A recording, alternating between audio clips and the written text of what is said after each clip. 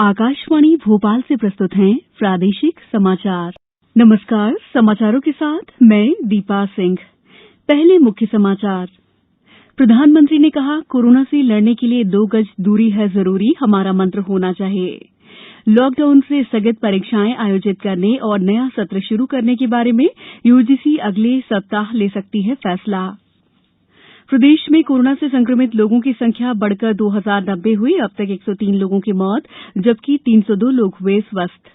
हमारी विशेष श्रृंखला अच्छी खबर में आज सुनिए, लॉकडाउन के दौरान उमरिया जिले में बुजुर्गों के लिए शुरू की गई अनूठी संकल्प योजना पर खास रिपोर्ट। और कई जिलों में बिगड़ा मौसम का मिजाज, बिजली गिरने से 6 की मौत। अब समाचार विस्तार से। प्रधानमंत्री नरेंद्र मोदी ने कहा है कि कोरोना से भारत की लड़ाई देश की जनता ही लड़ रही है। लोग सरकार और प्रशासन के साथ मिलकर ये लड़ाई लड़ रहे हैं। आकाशवाणी से मन की बात कार्यक्रम में आज प्रधानमंत्री ने कहा कि देश का प्रत्येक नागरिक इस लड़ाई में सैनिक है और जनता ही इस लड़ाई में देश का नेतृत्व कर रही है। प्रधानमंत्री ने कहा कि जरूरतमंदों के लिए भोजन की व्यवस्था करना, राशन की आपूर्ति, लॉकडाउन का अनुपालन, अस्पतालों में स्वदेशी चिकित्सा उपकरणों की व्यवस्था के लिए पूरे देश की जनता एक दूसरे के साथ मिलकर आगे बढ़ रही है। श्री मोदी ने लोगों से आग्रह किया है कि वे अति आत्मविश्वास के जाल में न फंसें और ये भ्रम न पालें कि कोरोना अभी उनके शहर, गांव, गली या कार्यालय तक नहीं पहुंचा है, न पहुंचेगा। प्रधानमंत्री ने कहा कि 2 गज दूरी है जरूरी, हमारा मंत्र होना चाहिए। लोगों को एक दूसरे से 2 गज दूर रहना चाहिए और खुद को स्वस्थ रखना चाहिए। प्रधानमंत्री ने विश्वास व्यक्त किया है कि ऐसी घटनाएं आने वाले समय में बहुत सकारात्मक बदलाव ला सकती हैं। अब वो समय आ गया है कि इस बुरी आदत को हमेशा हमेशा के लिए खत्म कर दिया जाए। कहते भी हैं कि बेटर लेट देन नेवर। तो देर भले हो गई हो, लेकिन अब ये थूकने की आदत छोड़ देनी चाहिए।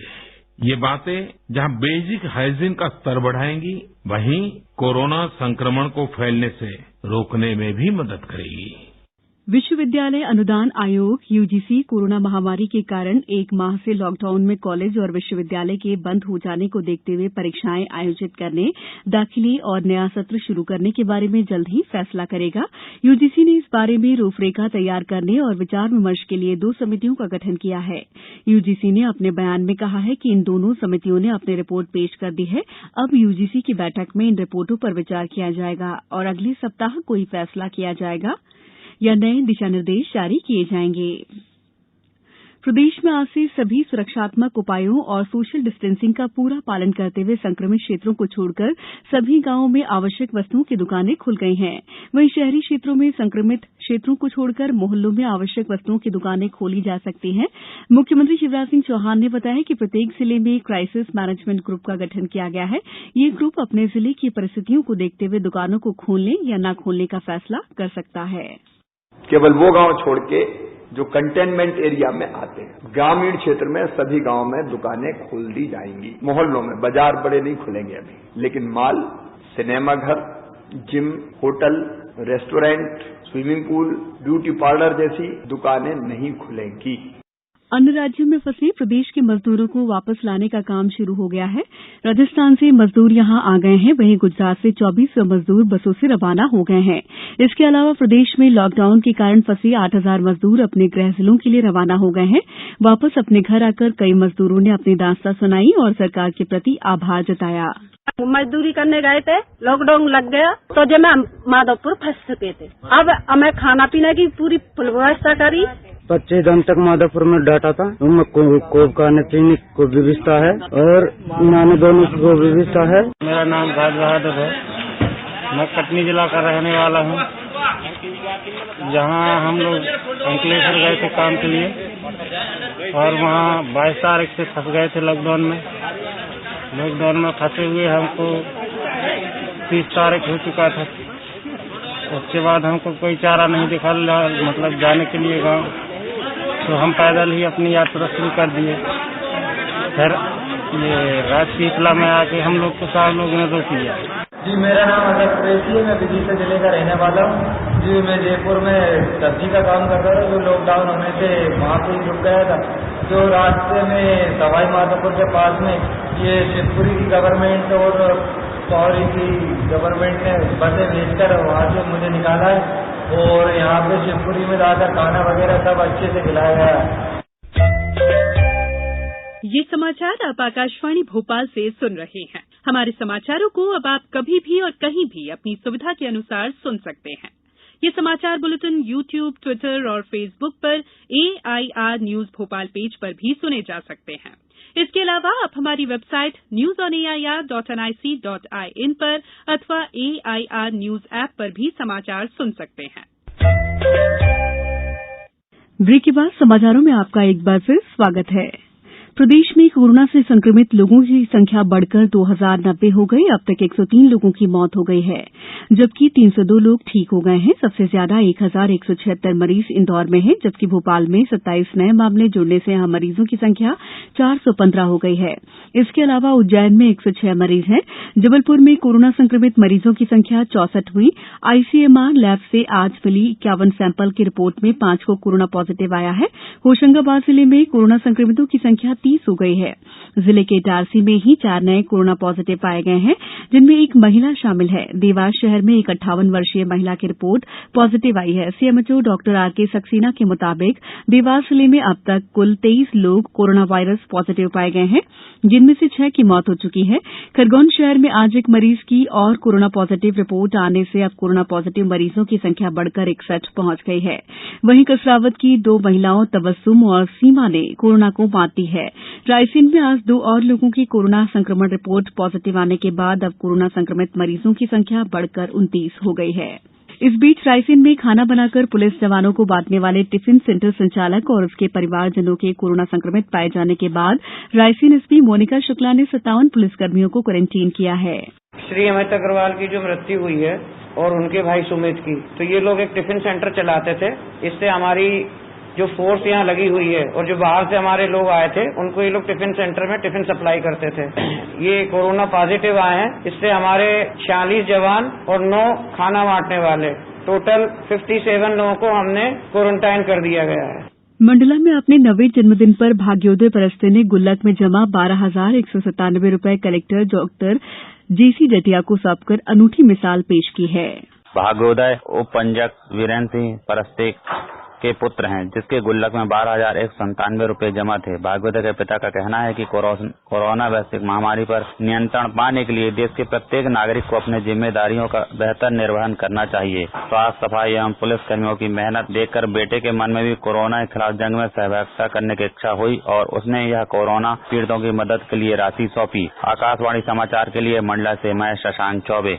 हमारी विशेष श्रृंखला अच्छी खबर के 42वें अंक में सुनिए उमरिया जिले में लॉकडाउन के दौरान पुलिस कर्मियों द्वारा बुजुर्गों की मदद के लिए शुरू की गई अनूठी संकल्प योजना पर खास रिपोर्ट।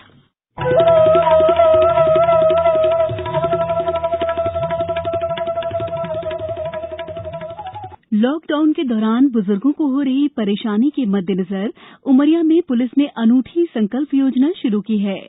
इससे उन बुजुर्गों को फायदा होगा जो घर में अकेले रहते हैं, असहाय हैं या फिर जिनके परिजन उनसे दूर हैं।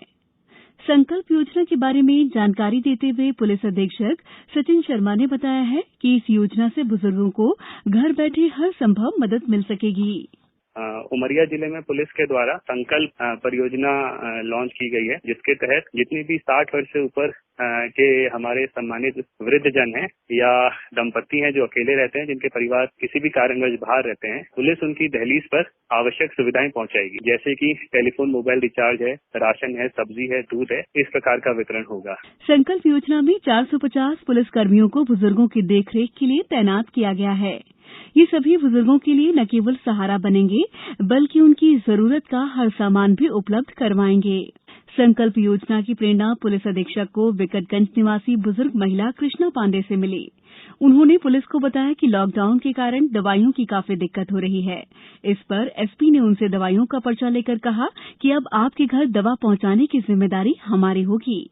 इसके साथ ही संकल्प योजना की नींव पड़ी। हमारे घर आए एसपी साहब, उन्होंने आए तो पूछे कि आप यहाँ अकेले रहती हैं? हम कहा बच्चे बाहर हैं हमारे दोनों हैं। उन्होंने बताया कि आपको सब सामान वान सब आपके पास आ जाएगा, कोई तकलीफ नहीं होगी आपको। हाँ, और कहे कि आपको कोई तकलीफ नहीं होगी है, और आप जब भी फोन लगाएंगी हम आपका सब सामान आपके पास पहुंच जाएगा।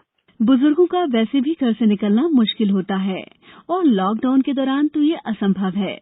इसलिए पुलिस की ये योजना वाकई सराहनीय है और उमरिया पुलिस का ये संकल्प असहाय बुजुर्गों के लिए किसी वरदान से कम नहीं है। उमरिया से संतोष गुप्ता के साथ समाचार कक्ष से मैं दीपा सिंह।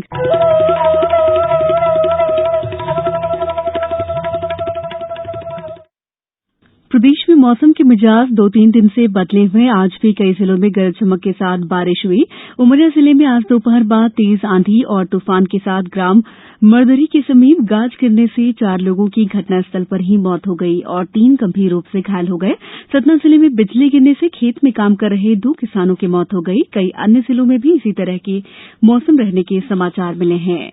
अब कुछ समाचार संक्षेप में। आज अक्षय तृतीया और भगवान परशुराम जयंती पर लॉकडाउन के मद्देनजर कोई बड़े आयोजन नहीं हुए। अक्षय तृतीया और पर्व अत्यंत शुभ और पवित्र माना जाता है। इसे विवाह के लिए भी शुभ मुहूर्त माना जाता है। मुरैना के प्राणी वैज्ञानिक डॉक्टर विनायक सिंह तोमर ने बताया है कि जिले में 35 दिन के लॉकडाउन के दौरान हानिकारक गैसों की मात्रा 50% कम हो गई। इसका लाभ मानव को होगा क्योंकि शरीर में ऑक्सीजन ग्रहण करने की क्षमता बढ़ने के कारण कोरोना वायरस का प्रभाव कम हो जाएगा। अंत में मुख्य समाचार एक बार फिर। प्रधानमंत्री ने कहा, कोरोना से लड़ने के लिए 2 गज दूरी है जरूरी, हमारा मंत्र होना चाहिए। लॉकडाउन से स्थगित परीक्षाएं आयोजित करने और नया सत्र शुरू करने के बारे में यूजीसी अगले हफ्ते ले सकती है फैसला। प्रदेश में कोरोना से संक्रमित लोगों की संख्या बढ़कर 2090 हुई। अब तक 103 लोगों की मौत जबकि 302 लोग हुए स्वस्थ। हमारी विशेष श्रृंखला अच्छी खबर में आज आपने सुनी लॉकडाउन के दौरान उमरिया जिले में बुजुर्गों के लिए शुरू की गई अनूठी संकल्प योजना पर खास रिपोर्ट। और कई जिलों में बिगड़ा मौसम का मिजाज, बिजली गिरने से 6 की मौत।